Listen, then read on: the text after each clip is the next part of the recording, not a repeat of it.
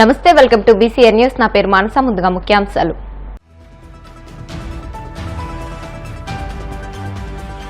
అమర జవాన్ మురళీ నాయక్ తల్లిదండ్రులను ఓదార్చిన ఉప ముఖ్యమంత్రి పవన్. జవాన్ కుటుంబానికి ప్రభుత్వం తరఫున అండగా ఉంటామని హామీ.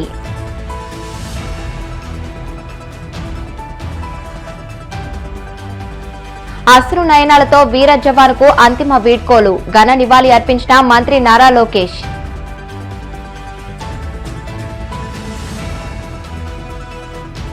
భారత సైన్యానికి మద్దతుగా భీమవరంలో సమైక్యతా ర్యాలీ. వీరమరణం పొందిన జవాన్ మురళీ నాయక్ చిత్రపటానికి పూలమాలలు వేసి నివాళులర్పించిన డిప్యూటీ స్పీకర్ రఘురామ, జిల్లా కలెక్టర్ నాగరాణి. జగ్గంపేటలో 9.60 కోట్లతో ఇండస్ట్రియల్ పార్క్ నూతన భవనానికి శంకుస్థాపన. హాజరైన APIIC chairman Mantena Ramaraju, MLA Nehru. దేశ సరిహద్దుల్లో వీరమరణం పొందిన జవాను మురళీ నాయక్ కు AP deputy CM Pawan Kalyan నివాళి అర్పించారు. శ్రీ సత్యసాయి జిల్లా గోరంట్ల మండలం కల్లితండాకు వెళ్లి జవాను భౌతిక కాయం వద్ద అంజలి ఘటించారు.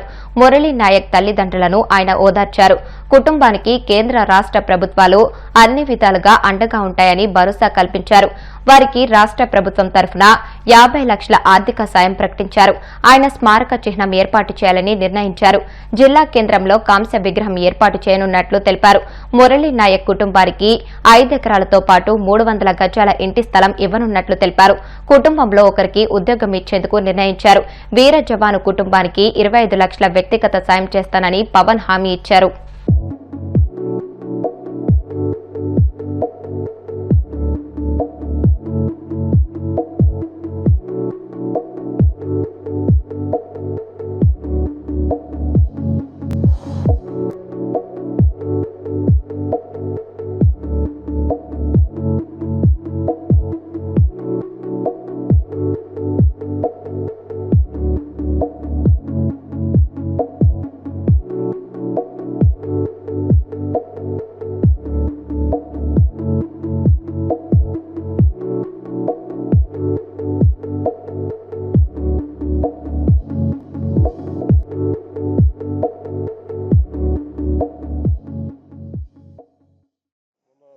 ఏప్రిల్ 22న 27 మంది అమాయకుల్ని పెహల్గాంలో పాకిస్తాన్ ప్రేరేపిత ఉగ్రవాదులు ఎంత ఘాతుకం చేశారో మనందరికీ తెలుసు. దాని పర్యవసానం భారతదేశం పాకిస్తాన్ కి అండగా ఉన్న ఈ టెర్రరిస్ట్ క్యాంపుల మీద స్ట్రైక్స్ చేయడం జరిగింది. వారి ఉగ్రవాద శిబిరాలని ధ్వంసం చేయడం జరిగింది. దానికి కంటిన్యూటీగా యాక్షన్ పాకిస్తాన్ కూడా మనకి కాల్పులు జరపడం, వీటి సరిహద్దుల్లో ముఖ్యంగా 5 రాష్ట్రాల్లో చాలా ఉద్విగ్నతతో కూడిన పరిస్థితులు ఏర్పడ్డాయి. ఆ క్రమంలో మన ఆంధ్రప్రదేశ్ కు సంబంధించిన మురళీ నాయక్ కూడా అగ్నివీర్గా గత 2 సంవత్సరాలు 22లో వెళ్ళిన వ్యక్తి. వాళ్ళ తల్లిదండ్రులతో మాట్లాడుతూ ఉంటే ఒకటే చెప్పాను, నేను దేశం కోసమే పుట్టాను, దేశం కోసమే చనిపోతాను అనేది పదే చెప్తా ఉన్నాడు. ఎందుకు నాయన మనకు ఆ ఉద్యోగాలని తల్లి అంటున్నా కానీ, లేదమ్మా నాకు రైల్వే ఉద్యోగం వచ్చినా రైల్వే ఉద్యోగానికి పోలేదు, కేవలం దేశం కోసం పనిచేస్తాను, దేశం కోసమే చచ్చిపోతాను కమిట్మెంట్ ఉన్న వ్యక్తి. కానీ దురదృష్టవశాత్తు చాలా చిన్న వయసులో 23 ఏళ్ల వయసులో తన ప్రాణాలని కోల్పోవాల్సి వచ్చింది. అంటే నిజంగా ఉగ్రవాదుల తూటాలు కానీ సరిహద్దులు యుద్ధాలు కనుక జరిగితే దాని పర్యవసానం, దాని ప్రాణాలు మొత్తం సమస్త భారతంలో అవి కనిపిస్తూనే ఉంటాయి, దాన్ని ఎక్కువ అవుతూనే ఉంటాయి. బలమైన ఉదాహరణ మురళీ నాయక్ గారి మరణం. ఇది చాలా బాధ కలిగించింది. 23 ఏళ్ళ చిన్న వయసు.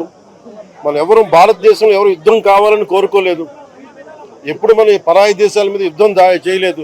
మనల్ని సంరక్షించుకోవడంలో మన యుద్ధం చేయని తప్పక పరిస్థితులు. అలాంటి పరిస్థితుల్లో దీనికి మొదటిది కారణం పాకిస్తాన్ ఆర్మీ జనరల్ కూర్చోబెట్టి రెచ్చగొట్టి ఒక వారం ముందు, ఏప్రిల్ 22 ఒక వారం ముందు రెచ్చగొట్టి ఉగ్రవాదుల్ని ప్రేరేపించి అమాయకులైన మనుషులను చంపించేసి దానికి పర్యవసానమే. ఎందుకంటే 47లో వాళ్ళు విడిపోయారు, వాళ్ళకి దాహం తీరలా. 4 యుద్ధాలు చేశారు ఇప్పుడు దాకా, దాహం తీరలా.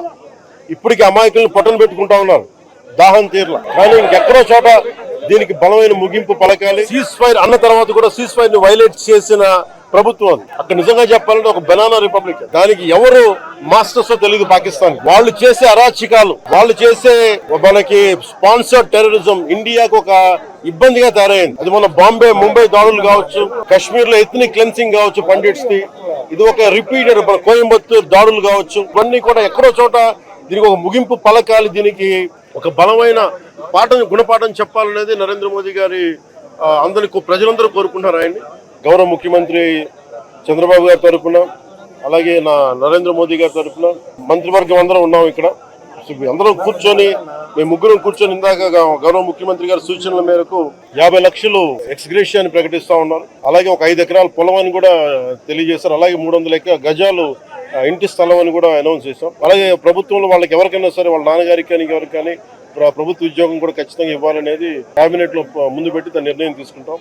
ఇవన్నీ కాకుండా నేను అదనంగా వ్యక్తిగతంగా నేను కూర్చోబెట్టి ట్రస్ట్ ద్వారా ఒక 25 లక్షల రూపాయలు వారి కుటుంబానికి నా వ్యక్తిగతంగా నేను సాయం చేస్తానని తెలియజేసుకుంటే, ఇలాంటి పరిస్థితులు రాకూడదని కోరుకుంటాం. కానీ దురదృష్టవశాత్తు ఇలాంటివి జరిగినాయి. మనం అందరం ఇలాంటి పరిస్థితుల్లో భారతదేశ ప్రభుత్వానికి, ప్రధాని మంత్రి గారికి, అగ్ర నాయకత్వానికి, ఆర్మీకి, నేవీకి, ఎయిర్ ఫోర్స్ కి, ఎంటైర్ డిఫెన్స్ ఫోర్సెస్ కి ఇది మనం అండగా ఉండాల్సిన సమయం. చాలా ఎరుకుతోటి చాలా జాగ్రత్తగా ఉండాలి. వేలాది మంది ఈ లష్కర్ ఏ తోయిబా లేదా జైషే మహమ్మద్ తీవ్రవాదులందరూ కూడా వాళ్ళు భారతదేశం మీద రకరకాల దాడులు చేయడానికి ప్రయత్నం చేస్తా ఉన్నారు.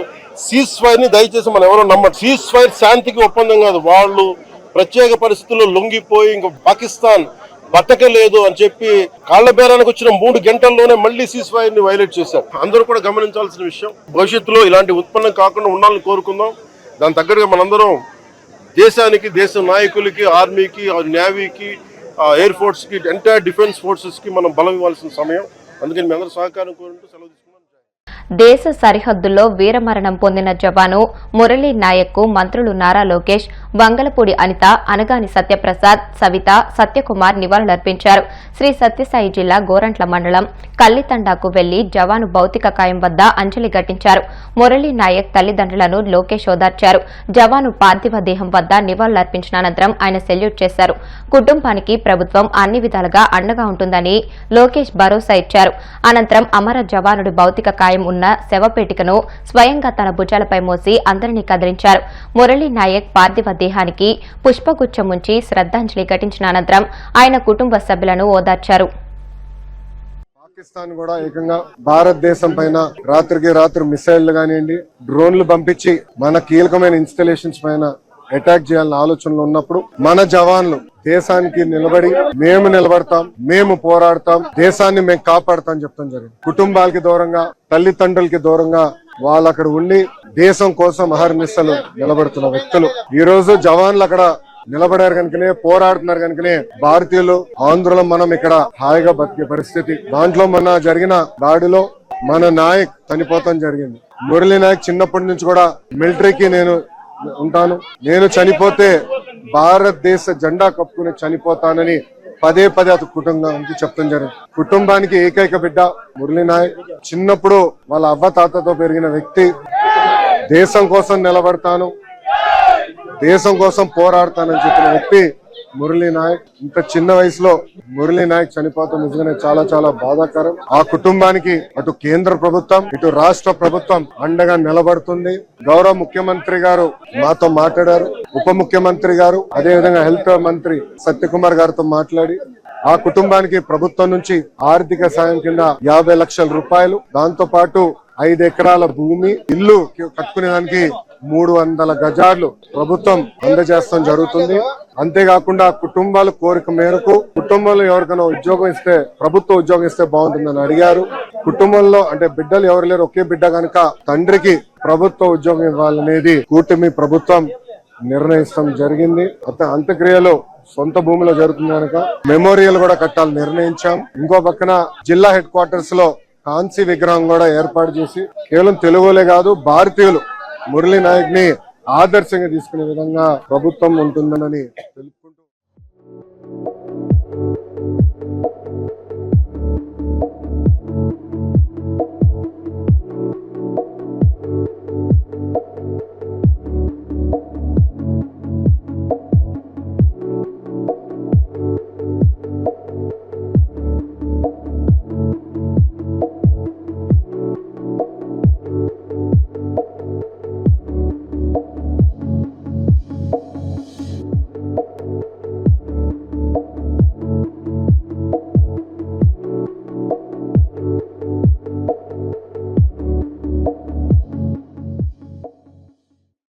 భారత్ పాకిస్తాన్ల మధ్య జరిగిన కాల్పుల్లో పలువురు భారత జవాన్లు ప్రాణాలు కోల్పోయారు.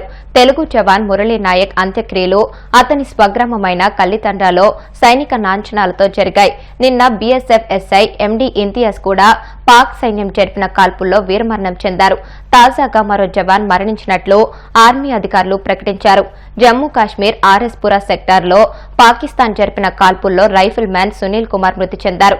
తోటి సైనికులు అతని భౌతిక కాయాన్ని జమ్మూలోని ట్రెవా గ్రామంలోని నివాసానికి తీసుకువెళ్లగా కుటుంబ సభ్యులు గుండెలు పగిలేలా రోదించారు.